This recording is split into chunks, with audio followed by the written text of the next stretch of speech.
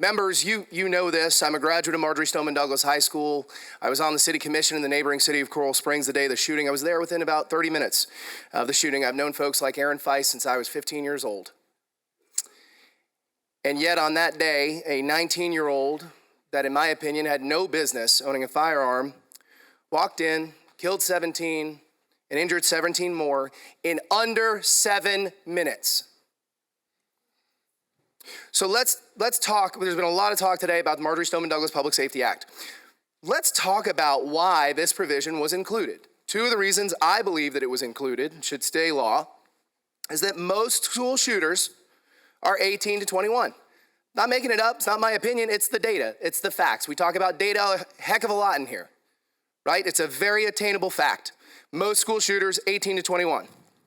Talk about some research. Some folks mentioned it earlier.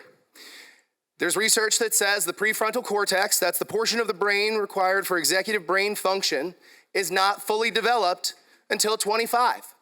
So members, I think in large part, that's a lot of why we agreed to put this provision into law in the first place. And you know what? Nothing has changed. Nothing has changed in those last 5 years. And you know what? The Senate agrees because they don't even have a companion to this bill. Nothing has changed. Brain development hasn't suddenly sped up. Brains don't develop faster in the free state of Florida.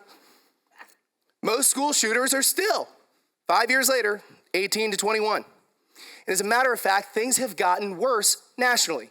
All those states that allow the purchase of long guns for 18-year-olds, that's nationally. 47, however many states the sponsor mentioned, the situation has actually gotten worse. 6 of the 9 deadliest mass shootings since 2018 were 21 years old and younger. Since February 14th, 2018, the shooting at my alma mater, 2,783 mass shootings in this country, 40% of them long guns. 428 school shootings, 30% of them long guns. 27 school shootings that were also mass shootings, 75% long guns. And we've seen an increase in school shootings since 2018. I don't need to remind you, members, Sandy Hook Elementary, 27 dead. Shooter was 20 years old. Marjory Stoneman Douglas, 17 dead, 19 years old. Santa Fe High School, 10 dead, 17 years old. Robb Elementary School, Uvalde, Texas, 21 dead, 18 years old.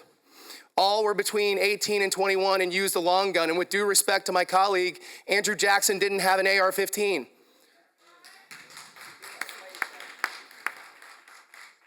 So what do we attribute to this increase? Well, law enforcement experts, since we like to talk about experts in here too, cite an increase in online bullying. They cite an increase in aggressive gun manufacturers' marketing attempts and lax laws that make it legal to buy semi-automatic weapons at 18. Here in Florida, this law has worked. We haven't seen another MSD. But if this passes, I'm afraid we will. So let's talk about the legality for a second, because the existing law that's on the books is constitutional.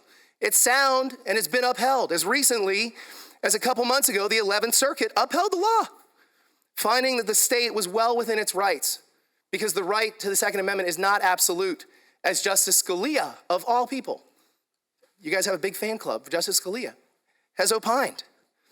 So if it's not the legality, then I have to ask you, was the legislature in 2018 wrong? Were we wrong? Because voting yes today makes it look like all of those folks were wrong. Voting yes today makes me believe that you think that 9 current senators, including the Senate president, 6 current House members, including the Speaker, 2 members of Congress, 1 lieutenant governor, 1 former governor, and now U.S. senator was wrong. So in conclusion, the reason that we did it originally was well-founded and it's worked. The data supports it, and the rising trend nationally shows we should keep it. And my fear, folks, is more Parklands, more school shootings, and that people will die. We talk a heck of a lot in this building about freedom. How about the freedom to go to school and not get shot? How about the freedom to come home and hug your loved one and not get shot? I was talking to one of the Parkland parents yesterday, and he reminded me, and I hope this is a formal reminder for everybody here, Just a couple blocks from here is the Office of Safe Schools. That's another provision in the Marjorie Stoneman Douglas Public Safety Act. Huge step in the right direction, right? Biggest school safety bill and gun reform bill in this state's, I don't know, maybe history, but for sure the last 20, 30 years. But at the Office of Safe Schools, there's a memorial to the 17 that were slain in our community with the words, "Never forget." Those folks haven't forgotten. Why have we?